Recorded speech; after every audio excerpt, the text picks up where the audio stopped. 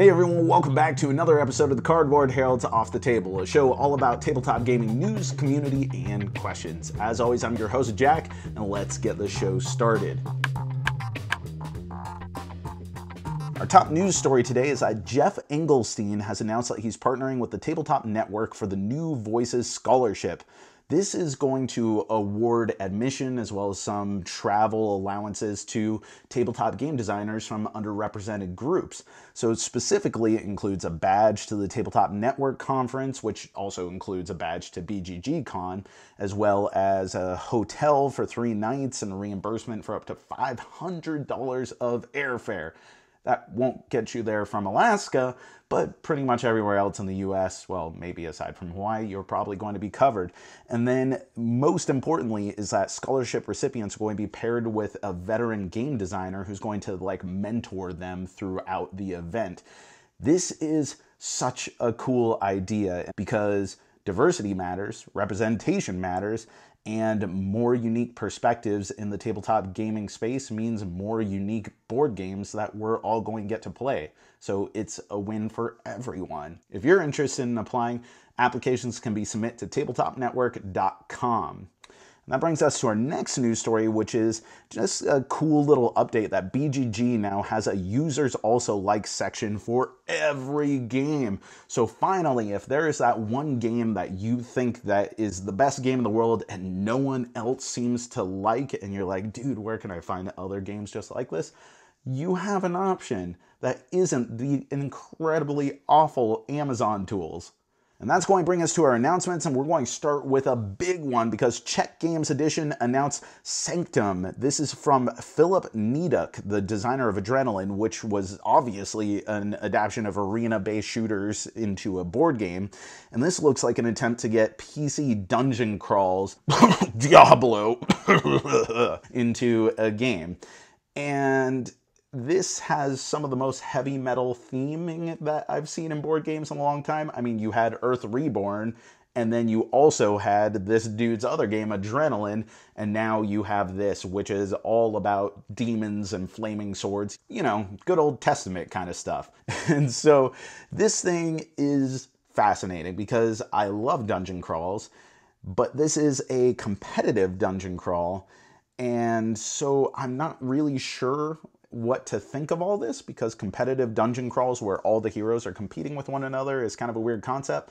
But on the other hand, this dude completely surprised me with Adrenaline, so I'm willing to trust it. And plus, Diablo as board game sounds pretty cool. And then D&D Waterdeep Dungeon of the Mad Mage.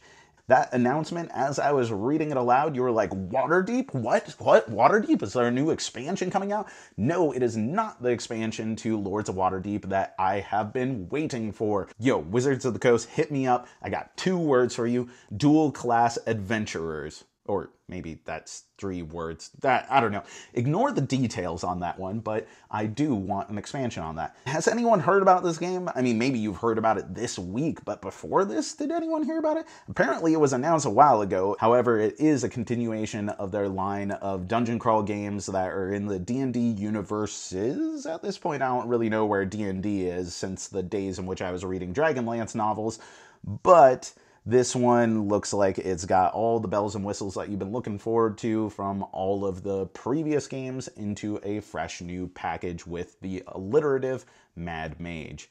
So that's going to do it for our announcements today. So you know that's going to take us to the highlight section, which, as it so happens, is kind of like the special guest expert section these days because there's been so many awesome people who have been generous enough to come onto the show and talk about the cool stuff that they're involved with, and today is no exception. So recently, I was browsing our D&D on Reddit, as you do, and I came across this post of this team of researchers who are using role-playing games in order to assist people with social and developmental disorders, and I was like, this sounds awesome. I have to know more.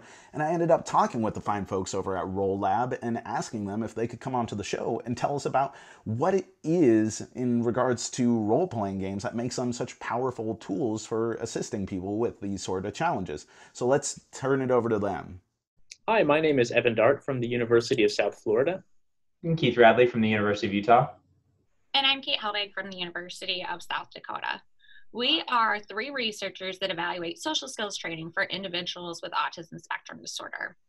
When we talk about social skills, we're actually talking about the behaviors that are required for everyday interactions, such as meeting our goals, meeting our needs, and forming relationships. Examples of really basic social skills that we use all the time is simply making eye contact when we're having conversations with others. And this can range all the way to really advanced, complex social skills, such as understanding sarcasm and humor. Individuals with autism spectrum disorder often struggle navigating these various social interactions, as this is one of the main characteristics of this disorder. So there's a lot of different interventions and social skills training strategies that are available for individuals with autism spectrum disorder. But all of these strategies often at their core incorporate what we call behavioral skills training, or essentially role playing. So a clinician would set up opportunities to practice a social skill in a training setting with a client. And they would practice this over and over, typically until a client is demonstrating the skill with 100% accuracy.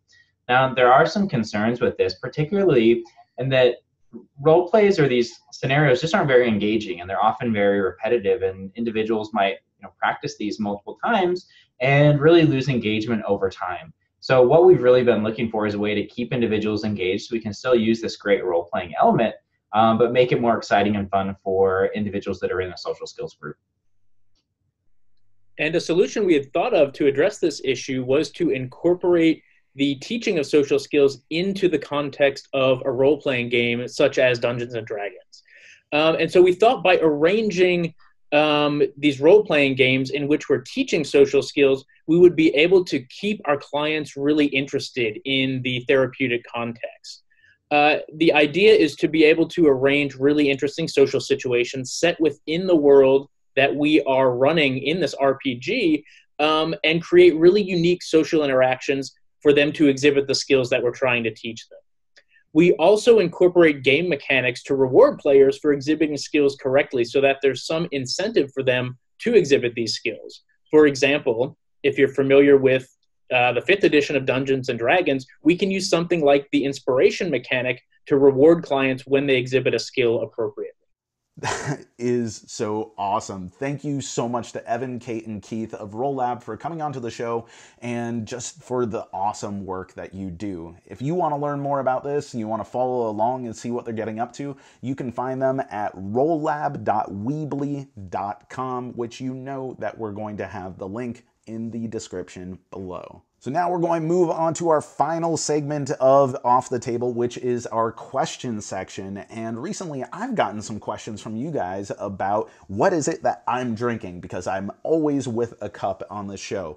And to tell the truth, it's just simple. It's black tea, Tetley's to be exact, with a little bit of honey in it because I like the sweetness and it helps me talk when I'm recording these things. So I thought if you're asking me about what I'm drinking, I would ask you what you do for game night. Do you allow people to drink at your table? Because we almost always do, and I know that's kind of sacrilegious for a lot of people, but hey, whatever. So, what do you think? What are your rules at the table? Do you allow snacks? What are some good snacks? What are some good drinks that you have? And what are some horror stories, absolute horror stories, about when it all went awry? Because even though we allow them at the table, there was this one Thunderstone Advance incident where coffee went all over every single expansion that ever came out. Whew, man. Yeah, that can happen.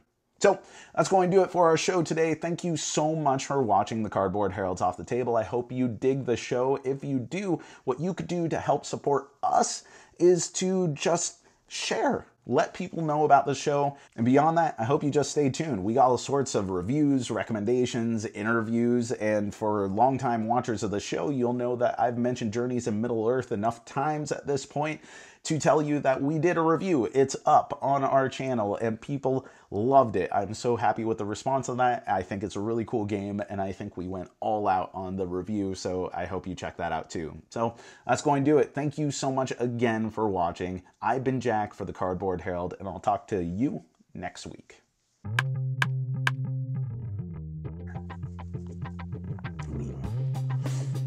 If If you enjoyed this video, we have all kinds of other reviews, interviews, and recommendations via writing, podcast, and video here on our channel and website cardboardherald.com. Our content is audience supported, so if you want to show your support, please visit our Patreon. Thank you so much for watching.